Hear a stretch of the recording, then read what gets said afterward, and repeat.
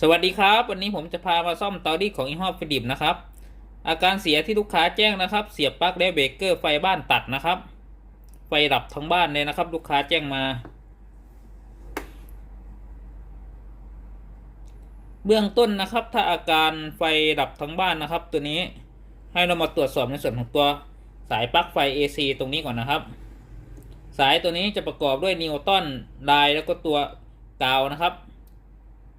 เราจะมาวัดดูก่อนว่าสายนิวตันหรือสายลายตัวนี้ซ็อตลงกาวหรือเปล่านะครับให้ทำการตั้งมิเตอร์นะครับอยู่ที่ 10K หรือ 100K นะครับ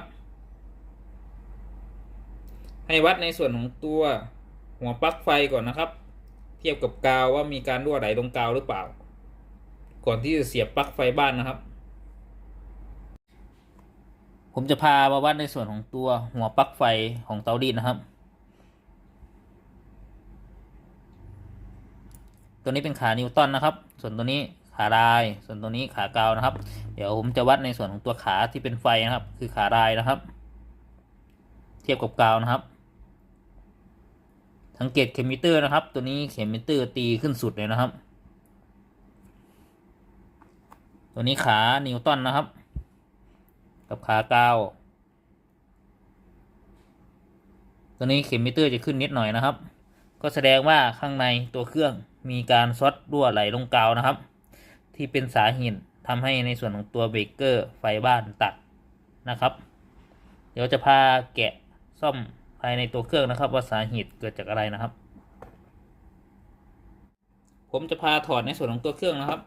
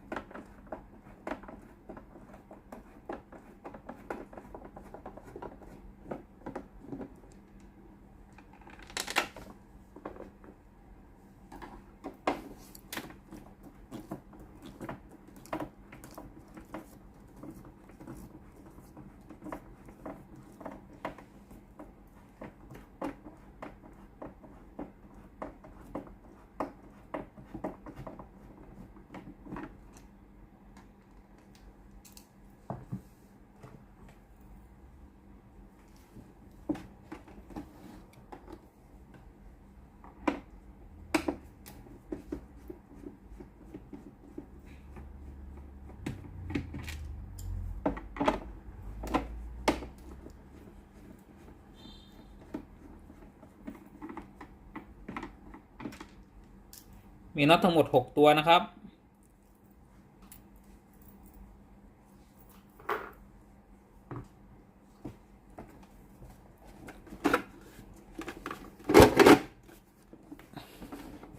นำในส่วนของตัวโครงบนออกก่อนนะครับ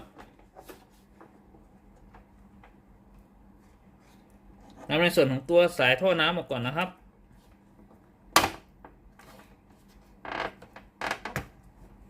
นำในส่วนของตัวสายแพรด้วยนะครับ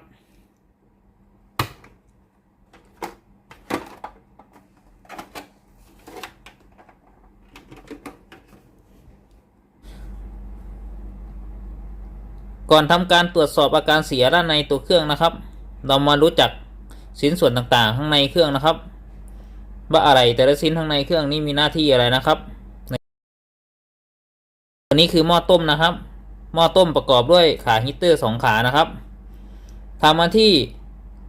ต้มน้ำให้เป็นไอน้ำนะครับหม้อต้มจะทำงานได้ก็ต่อเมื่อมีไฟ220โวลต์ VAC มาเลี้ยงนะครับหม้อต้มถึงจะร้อนส่วนตัวนี้คือโซลานอยด์วาล์วนะครับทำหน้าที่ปิดเปิดไอน้ำนะครับ จะทำงานได้ก็ต่อเมื่อมีไฟ220โวลต์ VAC มาเลี้ยงนะครับตัวโซลานอยด์วาล์วถึงจะทำงาน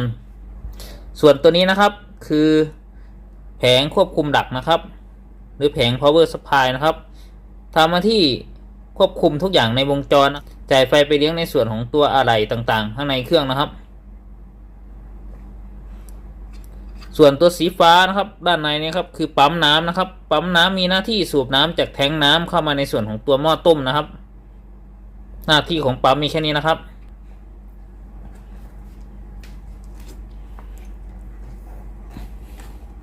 ส่วนตัวบอร์ดหน้านี้ครับก็คือในส่วนของตัวเซ็นเซอร์นะครับเซ็นเซอร์ตรวจจับระดับน้ำในแทงน้ำนะครับหน้าที่ของตัวเซ็นเซอร์นะครับว่าน้ำในแทงน้ำหมดหรือเปล่าผมจะพามาตรวจซ่อมนะครับว่าอาการเบรกเกอร์ที่บ้านตัดนะครับเกิดจากสาเหตุอะไรนะครับทำการถอดในส่วนของตัวแผง power supply ก่อนนะครับ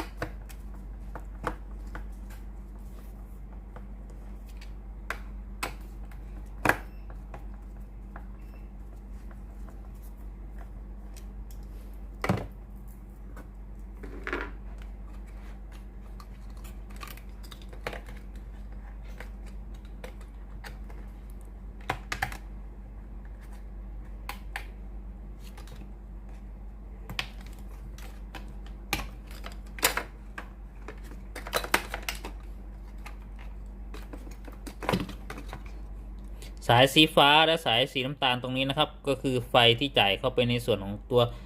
ฮีเตอร์ด้านหน้าเตานะครับส่วนสายสีน้ำตาลเส้นใหญ่นะครับกับสายสีน้ำเงินก็คือไฟที่จ่ายมาจากไฟบ้านนะครับ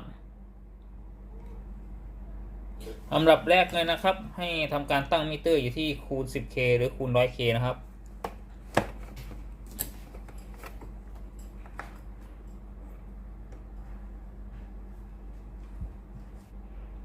เราจะทำการตรวจสอบในส่วนของตัวสายไฟที่จ่ายไปเลี้ยงในส่วนของตัวอะไหล่แต่ละชิ้นนะครับเพราะว่าในส่วนของตัวปั๊มน้ำก็รับไฟ220โวลต์โซลานอยด์วาล์วก็รับไฟ220โวลต์ฮีเตอร์หม้อต้มก็รับไฟ220โวลต์ส่วนตัวฮีเตอร์หน้าเตาก็รับไฟ220โวลต์นะครับเราจะมาแยกกันก่อนว่าส่วนไหนเสียนะครับจะได้ซ่อมได้ถูกจุดอันดับแรกเลยนะครับสายไฟที่ต่อไปเลี้ยงในส่วนของตัวฮีเตอร์สายสีน้ำตาลและสายสีฟ้า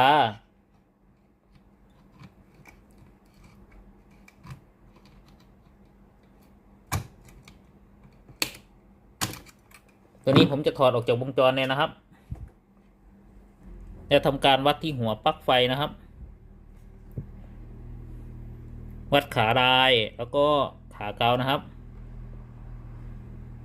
สังเกตเข็มมิเตอร์นะครับเข็มมิเตอร์ก็ยังขึ้นอยู่นะครับก็แสดงว่าในส่วนของตัวฮีเตอร์หน้าเตาตัวนี้ไม่ได้รั่วไม่ได้ซัดตรงกาวนะครับ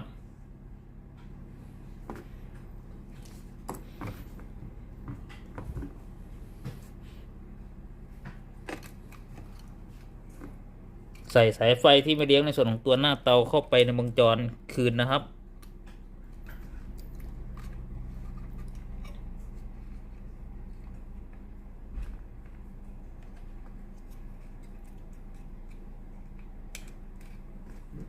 ลำดับต่อไปนะครับจะตรวจสอบสายไฟที่ต่อไปเลี้ยงในส่วนของตัวฮีเตอร์หม้อต้มนะครับ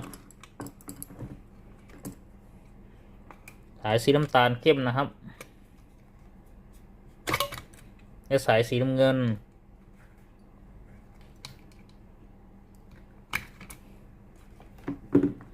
ทำการวัดในส่วนของตัวหัวปลั๊กไฟนะครับขาดายแล้วก็ขาเกานะครับสังเกตเข็มมิเตอร์นะครับตัวนี้เข็มมิเตอร์ก็ยังขึ้นนะครับ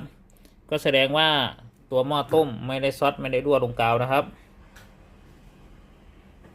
ใส่ในส่วนของตัวสายไฟที่ไปเลี้ยงในส่วนของตัวฮีเตอร์กับเข้าที่ให้เรียบร้อย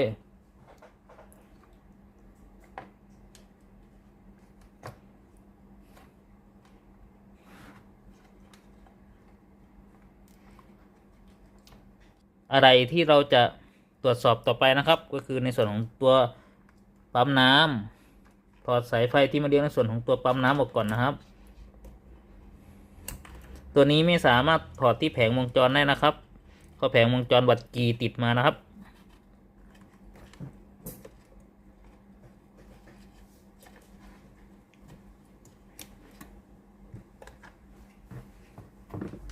ให้วัดในส่วนของตัวหัวปลั๊กนะครับขาลายแล้วก็ขากาวนะครับสังเกตเข็มมิเตอร์นะครับตัวนี้เข็มมิเตอร์ก็ยังขึ้นอยู่นะครับก็แสดงว่าปั๊มน้ำไม่เสียนะครับใส่สายไฟที่มาเลี้ยงในส่วนของตัวปั๊มน้ำเข้าที่ให้เรียบร้อยครับ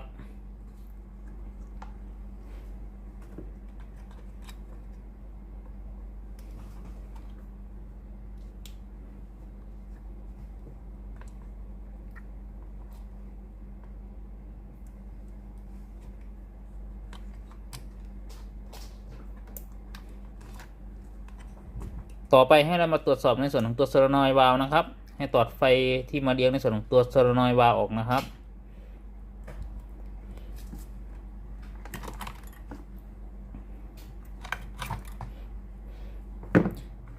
ถ้าผมถอดในส่วนของตัวคอยของโซลานอยด์วาล์วออกแล้ววัดแล้วเข็มมิเตอร์ก็ยังขึ้นอยู่ก็แสดงว่าบอร์ดพาวเวอร์สปายตัวนี้มีปัญหานะครับแต่ถ้าผมถอดออกแล้วมาวัดในส่วนของตัวขาปลั๊กไฟนะครับตัวนี้เข็มมิเตอร์ไม่ขึ้นก็แสดงว่าโซลานอยด์วาล์วมีปัญหานะครับเราจะแยกเป็นประเด็นตามที่ผมแจ้งนี้นะครับเวลาตรวจสอบหลังจากที่เราถอดในส่วนของตัวสายไฟขึ้นมาเลี้ยงในส่วนของตัวคอยของโซลานอยด์วาล์วออกนะครับเดี๋ยวเราจะมาวัดในส่วนของตัวหัวปลั๊กไฟนะครับวัดในส่วนของตัวขาลายแล้วก็ขากาวนะครับสังเกตเข็มมิเตอร์นะครับตัวนี้เข็มมิเตอร์ไม่ขึ้นเลยนะครับสลับข้างเข็มมิเตอร์ก็ไม่ขึ้นนะครับขานิวตันและขากาวนะครับเข็มมิเตอร์ก็ไม่ขึ้นนะครับก็แสดงว่าในส่วนของตัวคอยของโซลานอยด์วาล์วนะครับตัวนี้รั่วลงกาวนะครับเดี๋ยวเรามาตรวจสอบที่ตัวของตัวโซลานอยด์วาล์วอีกรอบหนึ่งครับว่ารั่วลงกาวจริงหรือเปล่าตัวนี้คือคอยของโซลานอยด์วาล์วนะครับเดี๋ยวทำการวัดในส่วนของตัวขาไฟที่มาเลี้ยงนะครับคือขานี้วัดเทียบกับขากาวนะครับขากลางสังเกตเข็มมิเตอร์นะครับตัวนี้เข็มมิเตอร์ขึ้นนะครับขาล่างด้วยนะครับ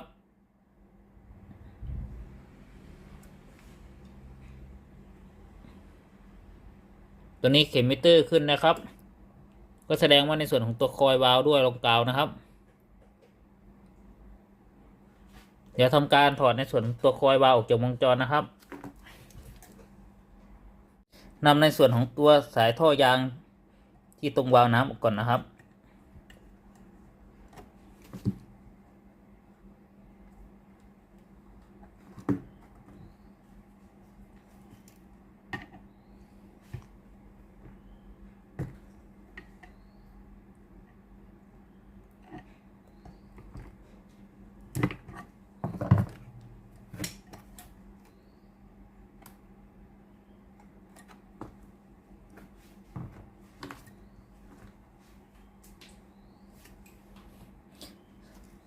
สายปัดแจเลื่อนนะครับ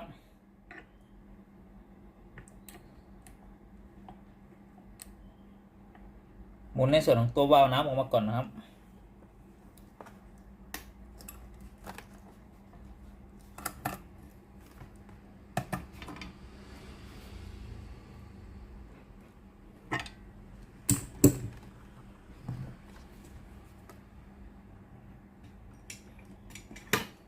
หมุนในส่วนของตัวคอยวาล์วออกมาก่อนนะครับ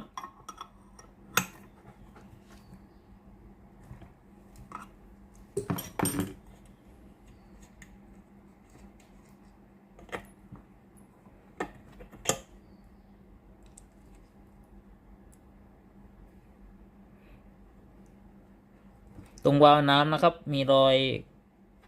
ค้ำๆเนี่ยนะครับ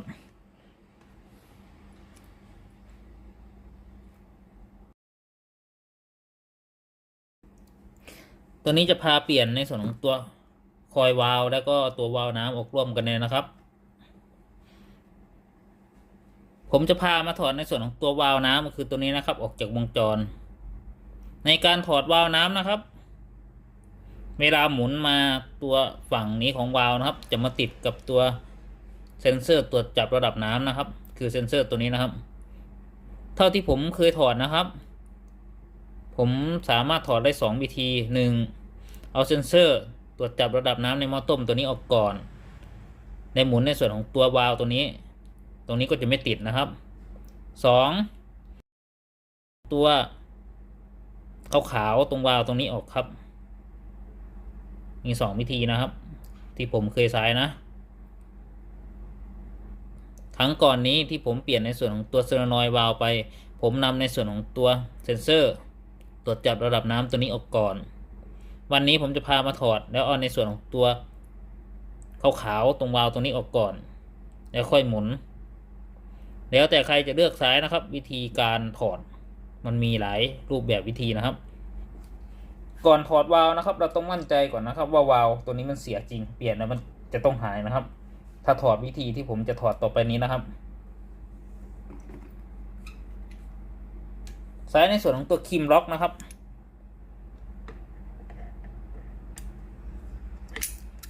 จับตรงสีขาวๆนี้นะครับห้ามโดนในส่วนของตัวทองเหลืองนะครับ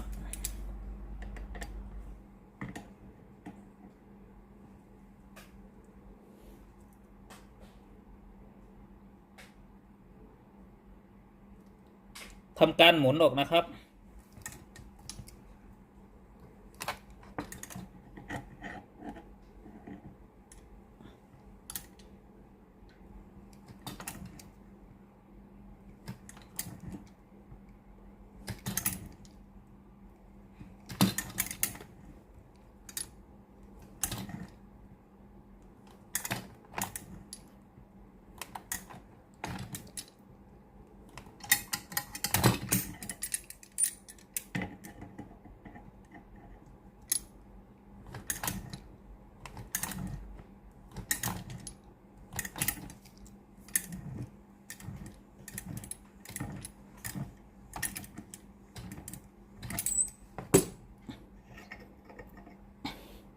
ตัวนี้จะเป็นเกลียวนะครับ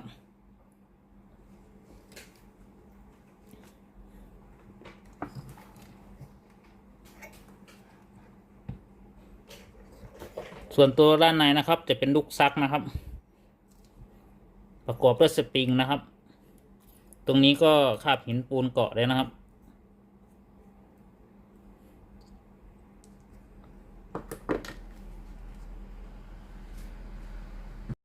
ต่อไปนะครับใส่ในส่วนของตัวปัจจัยเลื่อนนะครับ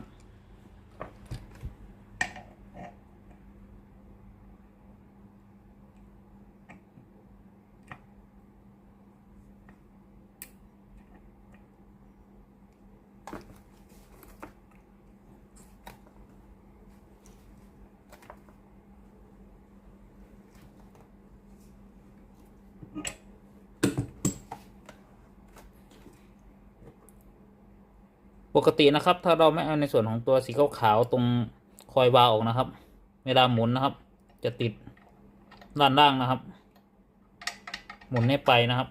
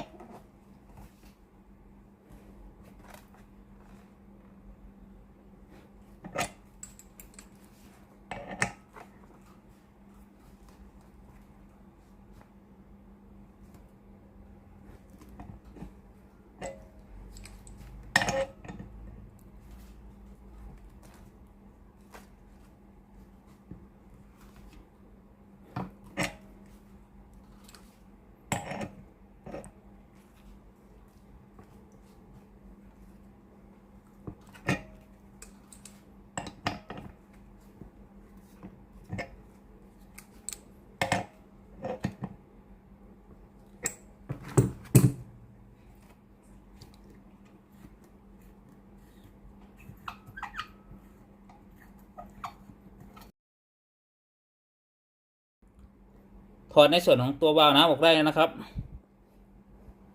ส่วนตัวนี้รู้สึกว่าจะเป็นเหมือน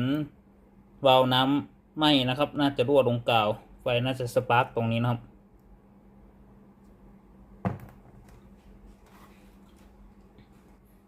ถอดในส่วนของตัวโซเลนอยด์วาล์วนะครับเท่าที่ผมเคยถอดนะครับก็คือเอาในส่วนของตัวเซ็นเซอร์น้ำตรงนี้ออกก่อนนะครับ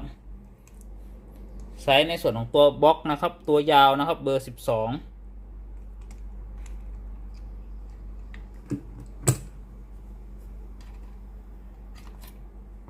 นิ้นนะครับตัวยาวนะครับเบอร์12เพราะว่าเราจะถอดในส่วนของตัวน็อตด้านล่างนะครับด้านบนไม่เกี่ยวนะครับตัวนี้หมุนออกก่อนแล้วก็จะไม่ติดในส่วนของตัววาล์วนะครับคลิปก่อนหน้านี้ผมลงไว้อยู่ครับเวลาถอดในส่วนของตัวโซเลนอยด์วาล์วและอีกแบบนะครับที่ผมถอดเมื่อกี้นี้เอาในส่วนของตัวลูกเด็กตรงนี้ออกก่อนนะครับตรงนี้เป็นเกลียวนะครับ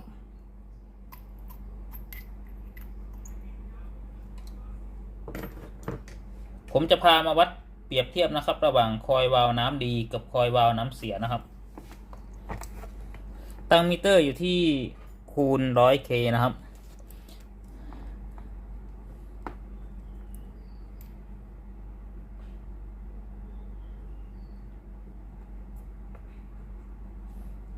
ผมจะวัดในส่วนของตัวคอยวาล์วน้ำดีก่อนนะครับวัดขาที่ไฟมาเลี้ยงนะครับตัวนี้เข็มมิเตอร์ขึ้นนะครับก็แสดงว่าคอยวาล์วน้ำไม่ขาดนะครับ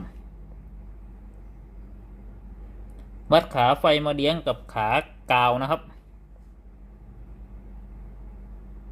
ตัวนี้เข็มมิเตอร์ไม่ขึ้นนะครับตัวนี้เข็มมิเตอร์ก็ไม่ขึ้นนะครับเดี๋ยวเรามาวัดในส่วนของตัวคอยวาล์วน้ำตัวที่เสียนะครับสังเกตเข็มมิเตอร์นะครับเข็มมิเตอร์ขึ้นนะครับในวัดรั่วลงกาวนะครับตัวนี้เข็มมิเตอร์ก็ไม่ขึ้นนะครับ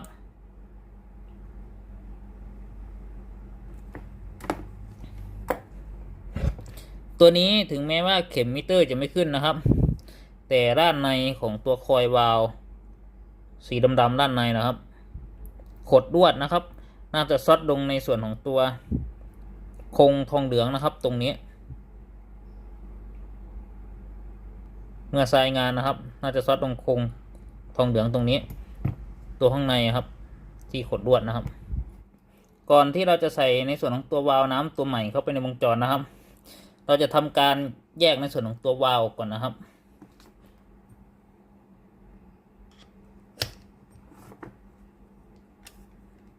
อันดับแรกเอาในส่วนของตัวคอยวาล์วก่อนนะครับ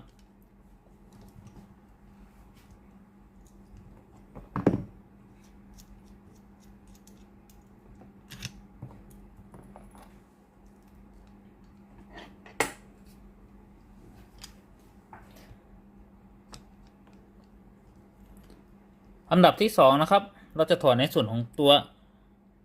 วาล์วตรงนี้ออกก่อนนะครับวาล์วรุ่นตัวใหญ่นะครับจะสามารถถอดได้นะครับ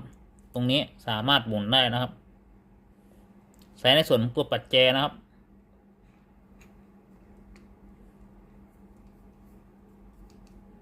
ทำการดันไขควงไปด้านหน้านะครับ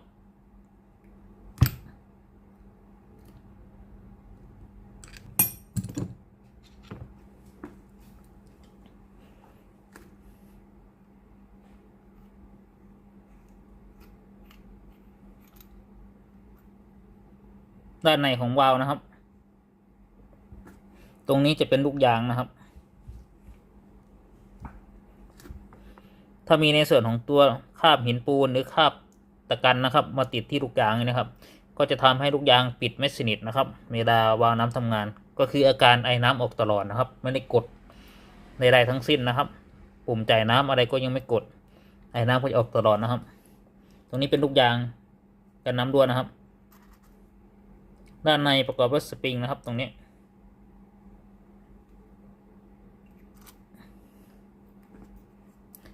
ส่วนตัวลูกซักนะครับของตัววาล์วน้ำนะครับตัวนี้จะออกแบบมาให้พอดีกับกระบอกตรงนี้เลยนะครับ ตัวนี้จะไม่มีคราบหินปูนอะไรมาเกาะนะครับ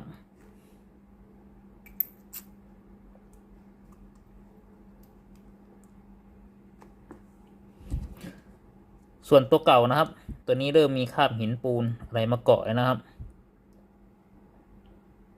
ถ้ามีคราบหินปูนอะไรมาเกาะอย่างนี้นะครับเวลาทำงานไปนะครับจะได้ยินเสียงดังตืดเหมือนวาล์วเปิดแล้วแต่ไม่สามารถปิดได้ก็คือในส่วนของตัวนี้กับตัวกระบอกนะครับมันจะเหนืดนะครับนี่ปกติมันจะลื่นนะครับ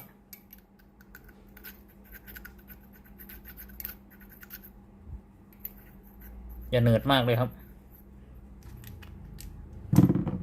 เดี๋ยวพาใส่ในส่วนของตัววาล์วตัวนี้เข้าไปใน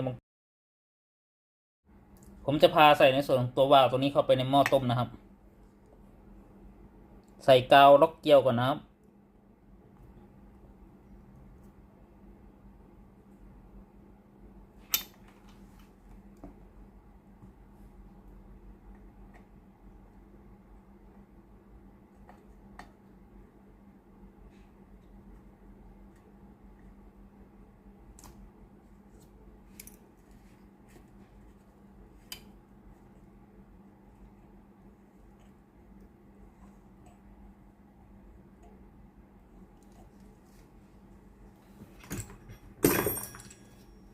ใส่ในส่วนของตัวประแจนะครับ หมุนอีกรอบ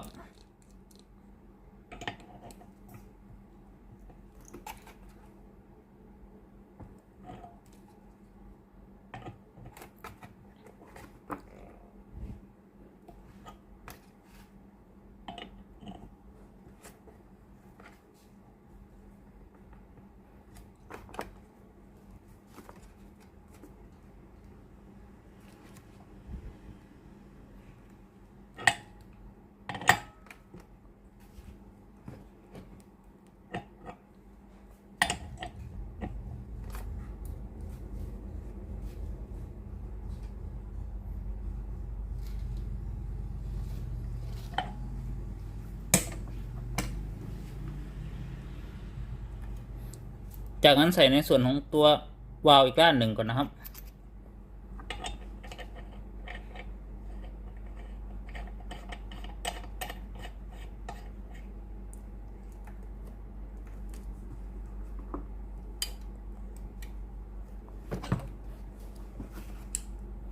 ทำการหมุนด้วยประแจอีกรอบหนึ่งครับ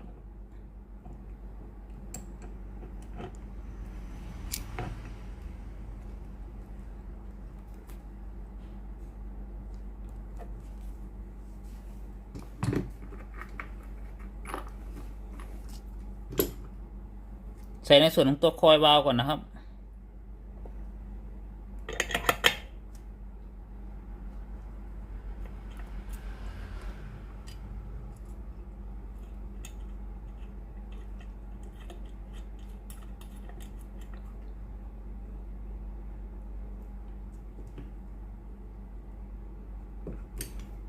หมุนด้วยประแจอีกรอบหนึ่งครับให้แน่น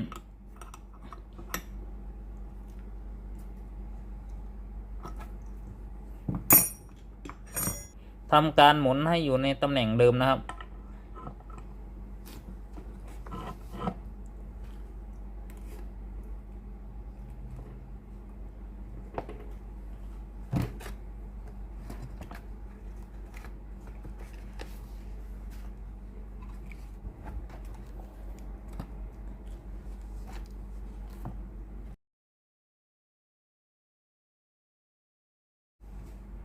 หลังจากที่เราใส่ในส่วนของตัววาล์วน้ำให้อยู่ในตำแหน่งเดิมแล้วนะครับ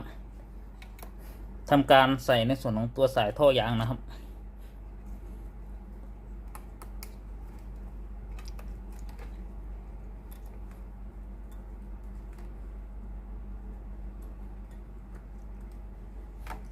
จากนั้นทำการล็อกสายให้เรียบร้อยนะครับ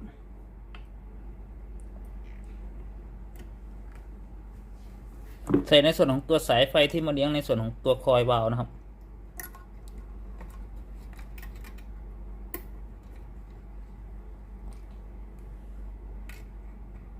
ใส่ในส่วนของตัวเซ็นเซอร์น้ำนะครับ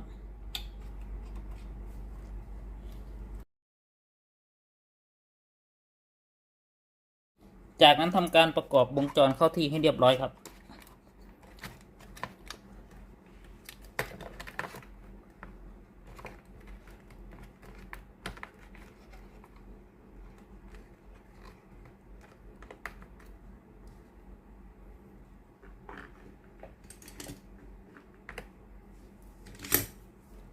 ยึดน็อต2ตัวครับ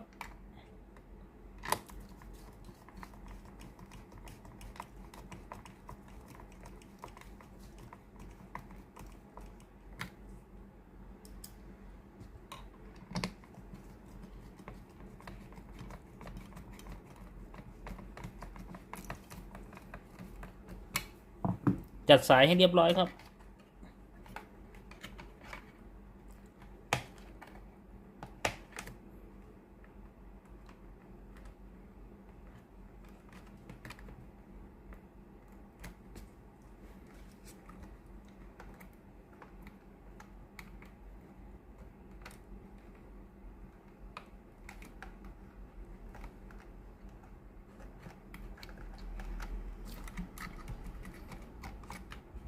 ทำการยึดน็อตอีก2ตัวนะครับ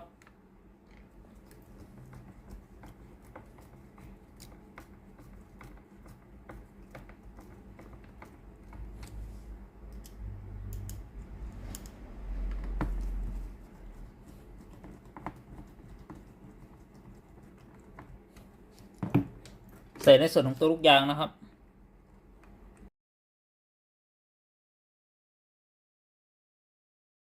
ทำการวัดในส่วนของตัวปลั๊กไฟอีกรอบหนึ่งครับ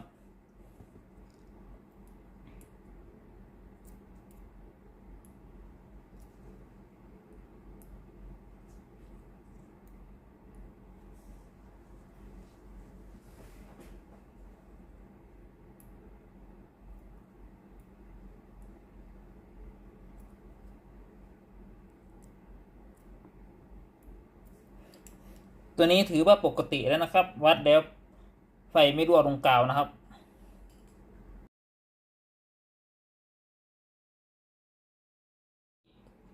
หลังจากที่เราเปลี่ยนในส่วนของตัวโซเลนอยด์วาล์วเสร็จเรียบร้อยแล้วนะครับ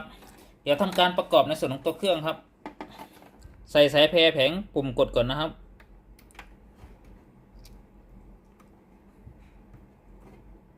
รบกวนฝากกดไลค์กดแชร์กดติดตามเพื่อเป็นกำลังใจให้ด้วยนะครับปรึกษาอาการเสียเบื้องต้นได้นะครับตามลิงก์ใดที่ผมแปะไว้นะครับด้านล่างนะครับใส่ในส่วนของตัวท่อน้ำย้อนกลับนะครับ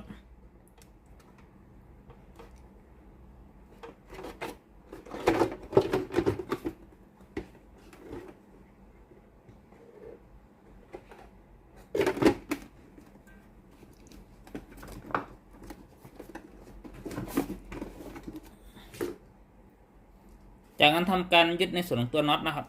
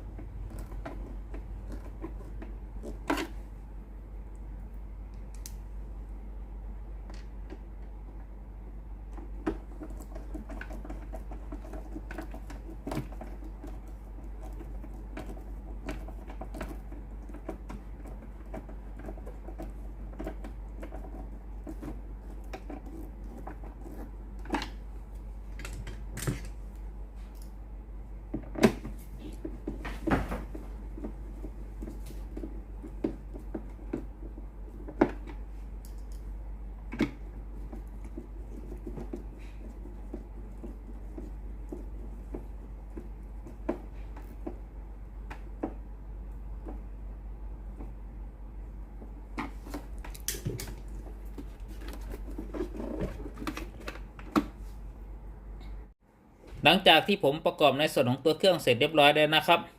เดี๋ยวทำการลองเครื่องดูอีกรอบหนึ่งครับทำการเปิดสวิตช์ที่ตัวเครื่องนะครับเดี๋ยวรอไฟด้านหน้าหยุดกระพริบก่อนนะครับ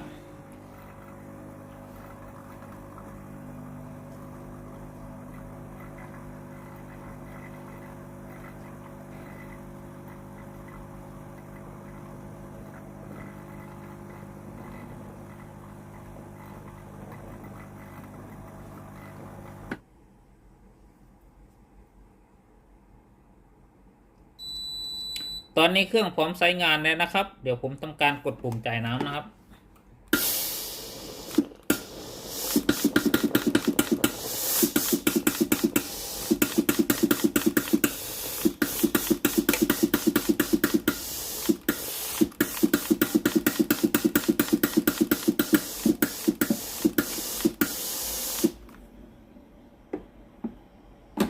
ตอนนี้ไอ้น้ำออกปกติแล้วนะครับตัวเบรกเกอร์ไฟบ้านไม่หลับเลยนะครับ